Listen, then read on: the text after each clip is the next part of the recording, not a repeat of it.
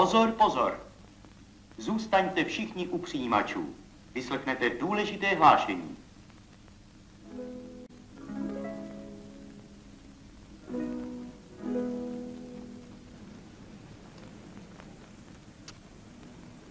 Občané, prezident republiky nařídil podle 23. paragrafu branného zákona mobilizaci československé branné moci.